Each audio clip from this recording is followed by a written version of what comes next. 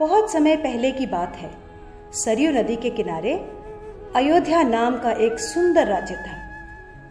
अयोध्या के राजा थे राजा दशरथ। उनकी 3 रानियां और 4 पुत्र थे, राम, लक्ष्मण, भरत और शत्रुघ्न।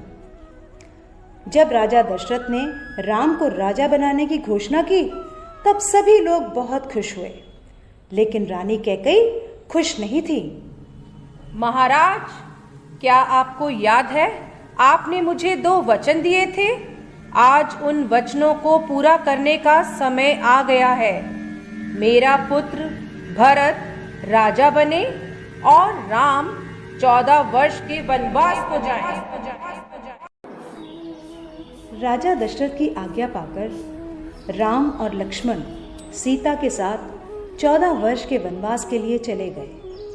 पंचवटी में सीता माता ने एक सुनहरे रंग के मृग को देखा। रंग सुनहरा मृग अति सुंदर, सीता मन को भाए, कोई जाए इस मृग को अति शीघ्र ले आए। सीता माता की इस बात को सुनकर श्री राम मृग की खोज में जंगल की ओर निकल गए।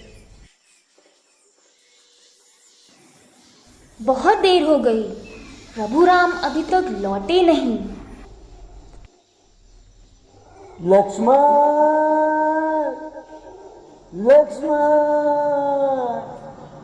हे सीते, हे सीते। लक्ष्मण, लक्ष्मण देखो, प्रभु तुम्हें अपनी सहायता के लिए पुकार रहे हैं। हे माते, ये मुझे किसी मायावी शक्ति का कार्य लग रहा है। आप चिंतित ना हो, भैया जल्दी घर लौट आएंगे। नहीं लक्ष्मण, मेरी आज्ञा का पालन करो। जाओ, प्रभु को तुम्हारी सहायता की आवश्यकता है। ठीक है माते, किंतु आप इस लक्ष्मण रेखा को पार नहीं करना। रावण को ज्ञान था कि वो लक्ष्मण रेखा को पार नहीं कर पाएगा, इसलिए उसने साधु बनने का ढोंग रचा और सीता माता को उठाकर ले गया।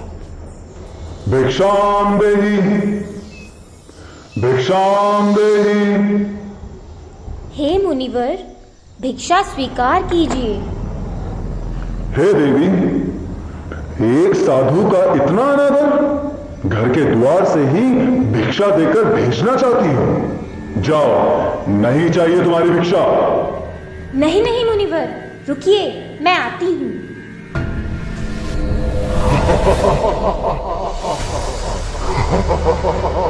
बचाओ, बचाओ, बचाओ, भैया लक्ष्मण, प्रभु राम, बचाओ, बचाओ, हे नाथ, मुझे बचाओ। यह धर्मी पापी रावण मुझे उठाकर ले जा रहा है, बचाओ। राम और लक्ष्मण सीता माता को कुटिया में ना पाकर बहुत चिंतित हुए और उनकी खोज में निकल गए। श्री राम, लक्ष्मण और हनुमान ने लंका पर चढ़ाई कर दी और राम और रावण का युद्ध हुआ, जिसमें श्री राम विजयी हुए।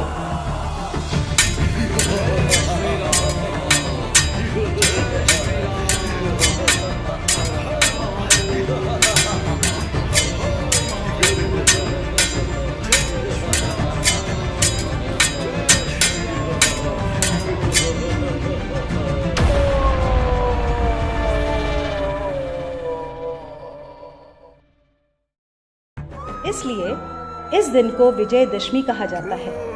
यह त्योहार बुराई पर अच्छाई की जीत का प्रतीक माना जाता है।